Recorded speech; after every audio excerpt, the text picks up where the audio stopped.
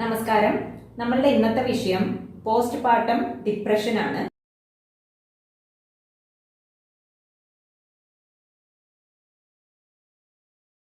അതായത് പ്രസവത്തിന് ശേഷം ചില സ്ത്രീകൾ അനുഭവിക്കുന്ന ഒരു മാനസിക വൈകല്യമാണ് പോസ്റ്റ്പാർട്ടം ഡിപ്രഷൻ എന്ന് പറയുന്നത്. ഇന്ന് ഞാൻ ഈ ടോപ്പിക് എടുക്കാനുള്ള ഒരു സാഹചര്യം കൂടെ ആദ്യം പറയാം. കുറച്ച് വർഷങ്ങൾക്ക് മുൻപ് നമ്മൾ എല്ലാവരും കേട്ട ഒരു ന്യൂസ് ആണ് ഒരമ്മ സ്വന്തം കുഞ്ഞിനെ വെള്ളത്തിൽ മുക്കി കൊന്നു എന്നുള്ളത്. ആ ന്യൂസ് കണ്ട് കുറച്ച് വർഷത്തിന് ശേഷം ആ അമ്മയുടെ ഒരു സാഹചര്യം വെളിപ്പെടുത്തിക്കൊണ്ട് വന്നിരുന്നു. എന്തുകൊണ്ടാണ് ആ സ്ത്രീ അങ്ങനെ ചെയ്തത് എന്നുള്ളത്. കാരണം ആ കുട്ടിക്ക് കാര്യമായിട്ടുള്ള ഒരു ഫാമിലി സപ്പോർട്ട് ഉണ്ടായിരുന്നില്ല. അത് ഓൾറെഡി ഒരു ഡിപ്രഷൻ പേഷ്യന്റ് ആയിരുന്നു. അങ്ങനെ ഈ കുഞ്ഞിനെ സ്വയം ഹാൻഡിൽ ചെയ്യാൻ പറ്റാത്തൊരു സാഹചര്യത്തില് അത് ആ കുഞ്ഞിനെ കൊന്നതാണെന്ന് ആ കുട്ടി വെളിപ്പെടുത്തിയിരുന്നു. അങ്ങനെയായിരിക്കും കുറെ പേരെങ്കിലും ഈ പോസ്റ്റ്പാർട്ടം ഡിപ്രഷൻ എന്നുള്ളൊരു കണ്ടീഷൻ ഉണ്ട് എന്ന് മനസ്സിലാക്കി തുടങ്ങിയത്. 2 ദിവസം മുന്നേ ഒരു ന്യൂസ് കണ്ടിരുന്നു. ഈ നമ്മള് ഇപ്പൊ പറഞ്ഞ ഈ അമ്മ ആത്മഹത്യ ചെയ്തൊരു ന്യൂസ് ആണത്. ആ കുട്ടി രണ്ടാമതെന്തോ കല്യാണം കഴിച്ചു, ഹസ്ബൻഡിന്റെ വീട്ടിൽ വെച്ച് ആത്മഹത്യ ചെയ്തു എന്നാണ് ന്യൂസ് കണ്ടത്. ഈ ഒരു സാഹചര്യത്തിലാണ് ഇന്ന് പോസ്റ്റ്പാർട്ടം ഡിപ്രഷൻ എന്താണെന്ന് നമുക്കൊന്ന് സംസാരിക്കാമെന്ന് കരുതിയത്. ഗർഭധാരണം, പ്രസവം, ഇതൊക്കെ ഒരു സ്ത്രീയുടെ ജീവിതത്തിൽ വലിയ മാറ്റങ്ങളാണല്ലേ. എന്നാൽ മിക്ക സ്ത്രീകളിലും കുഞ്ഞുണ്ടായതിനു ശേഷം സന്തോഷം മാത്രമല്ല, മനസ്സിന് വല്ലാത്തൊരു നിരാശയോ ഭാരമോ സങ്കടമോ ഒക്കെ അനുഭവപ്പെടാറുണ്ട്.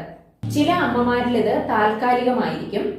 ആ ഒരു സാഹചര്യം കുറച്ച് ദിവസത്തിന് ശേഷം അങ്ങ് മാറും. ഇതിനെ നമ്മൾ പോസ്റ്റ്പാർട്ടം ബ്ലൂസ് എന്നാണ് പറയുന്നത്.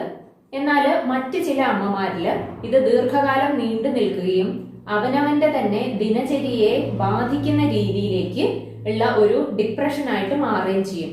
ഇതിനെയാണ് നമ്മൾ പോസ്റ്റ്പാർട്ടം ഡിപ്രഷൻ എന്ന് പറയുന്നത്.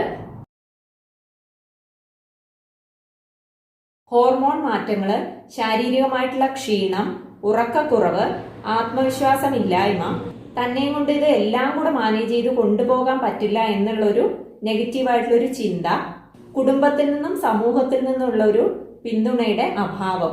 മുൻപ് ഡിപ്രഷൻ അനുഭവിച്ചവര്, ജോലിക്കാരായിട്ടുള്ള അമ്മമാർക്ക് എല്ലാം കൂടെ മാനേജ് ചെയ്ത് കൊണ്ടുപോകാനുള്ള ഒരു ബുദ്ധിമുട്ട്, പ്രൈവറ്റ് ആയിട്ടുള്ള സ്ഥാപനങ്ങളിൽ ജോലി ചെയ്യുന്ന അമ്മമാർക്ക് അവരുടെ ജോലി നഷ്ടപ്പെടുമോ എന്നുള്ള ഒരു ഭയം, ഇതൊക്കെ ഈ പോസ്റ്റ്പാർട്ടം ഡിപ്രഷന്റെ കാരണങ്ങളാണ്. ഇനി നമുക്കിതിന്റെ ലക്ഷണങ്ങളിലേക്ക് വരാം. ഉറക്കക്കുറവ്, പെട്ടെന്നുള്ള ദേഷ്യം, വാശി, കുഞ്ഞിന്റെ അമിതമായിട്ടുള്ള കരച്ചിൽ അല്ലെങ്കിൽ ഉറക്കെയുള്ള കരച്ചിൽ കേൾക്കുമ്പോൾ പെട്ടെന്ന് ഇറിറ്റേറ്റഡ് ആവുക, ഒരുതരം നിർബന്ധ ബുദ്ധി, പെട്ടെന്ന് സങ്കടം വരിക, എന്തിനേയും ഭയത്തോടുകൂടി മാത്രം സമീപിക്കുക, എന്തിലും നെഗറ്റീവ് കണ്ടെത്തുക, നെഞ്ചില് ഭാരം, നെഞ്ചിടിപ്പ്, ശ്വാസം മുട്ടലൊക്കെ അനുഭവപ്പെടുക, കിടക്കാൻ പറ്റാത്ത ഒരു സാഹചര്യം ഉണ്ടാകുക. ആ ഒരു സമയത്ത് നെഞ്ചിടിപ്പും ശ്വാസം മുട്ടലൊക്കെ തോന്നും. അങ്ങനെ എഴുന്നേറ്റ് ഇരിക്കുക അല്ലെങ്കിൽ ചാരി ഇരുന്നാൽ മാത്രമേ ഈ ഒരു സാഹചര്യം മാറുള്ളൂ. ഇതൊക്കെ ഈ പോസ്റ്റ്പാർട്ടം ഡിപ്രഷന്റെ ലക്ഷണങ്ങളാണ്. ഇനി ഈ പോസ്റ്റ്പാർട്ടം ഡിപ്രഷന്റെ എക്സ്ട്രീം ലക്ഷണങ്ങളിലേക്ക് വരാം. മാനസിക വിഭ്രാന്തി ഉണ്ടാകും, കുഞ്ഞിനെ അപായപ്പെടുത്താനൊക്കെ നോക്കും, കുഞ്ഞിനെ കൊല്ലാൻ നോക്കും. ഇവിടെ ഈ അമ്മ ഉദ്ദേശിക്കുന്നത് വേറെ ആരെങ്കിലും വന്ന് എന്റെ കുഞ്ഞിനെ കൊല്ലോ അല്ലെങ്കിൽ എന്തെങ്കിലും ചെയ്യും, അതിനു മുന്നേ ഞാൻ തന്നെ എന്റെ കുഞ്ഞിനെ അങ്ങ് കൊന്നേക്കാം എന്നാണ് ഈ അമ്മ ഇവിടെ ചിന്തിക്കുന്നത്. അങ്ങനെയാണ് കുഞ്ഞിനെ കൊല്ലാനൊക്കെ ശ്രമിക്കുന്നത്. അതിനുശേഷം ആത്മഹത്യ ചെയ്യാനുള്ള ഒരു പ്രവണതയും കൂടെ ഇങ്ങനത്തെ അമ്മമാരിൽ കാണാറുണ്ട്. ഇനി ഇതിന്റെ ട്രീറ്റ്മെന്റിലേക്ക് വരികയാണെങ്കിൽ കുടുംബത്തിൽ നിന്നുള്ള ഒരു കരുതലും സപ്പോർട്ടും തന്നെയാണ് ആവശ്യം. ഭർത്താവിന്റെ ഭാഗത്തു നിന്നും നല്ലൊരു സപ്പോർട്ട് ഉണ്ടാവണം. കൗൺസിലിംഗ്, മെഡിസിൻസ്, അവനവന് വേണ്ടി കുറച്ച് സമയം കണ്ടെത്തുക, പ്രോപ്പർ ആയിട്ടുള്ള വിശ്രമം, ഉറക്കം, കറക്റ്റ് ടൈമിൽ ഭക്ഷണം കഴിക്കുക, ഇതൊക്കെയാണ് ഇത് തടയാനുള്ള ഇതിന്റെ ഒരു ട്രീറ്റ്മെന്റ് രീതി എന്ന് പറയുന്നത്. ഇനി നമ്മൾ ആയുർവേദത്തിലേക്ക് വരികയാണെങ്കിൽ ആയുർവേദത്തില് പ്രസവത്തിന് ശേഷം പ്രസവാനന്തര ശുശ്രൂഷ, വേദഗുളി, ഇങ്ങനെയുള്ള ഒരു ട്രീറ്റ്മെന്റ് രീതിയുണ്ട്. ഈ ഒരു സമയത്ത് പ്രോപ്പറായിട്ട് മെഡിസിൻസ്, അതുപോലെ തന്നെ മസാജ്, കിഴി ചെയ്യേണ്ടവർക്കാണെങ്കിൽ അങ്ങനെ കിഴി, ഇങ്ങനെയുള്ള ട്രീറ്റ്മെന്റുകളൊക്കെ ചെയ്യാറുണ്ട്. ഇത് മെഡിസിൻസും ഒക്കെ കൊടുക്കുന്ന ആ ഒരു സാഹചര്യത്തിൽ ഉദരശുദ്ധി ഉണ്ടാകും, വാദത്തിന് ശമനം ഉണ്ടാകും, നല്ല ഉറക്കം, കുറച്ച് സമയത്തേക്ക് ഉറങ്ങാൻ പറ്റുന്നുണ്ടെങ്കിലും നല്ലൊരു തൃപ്തിയായിട്ടുള്ള ഉറക്കം ഈ സ്ത്രീക്ക് ലഭിക്കും.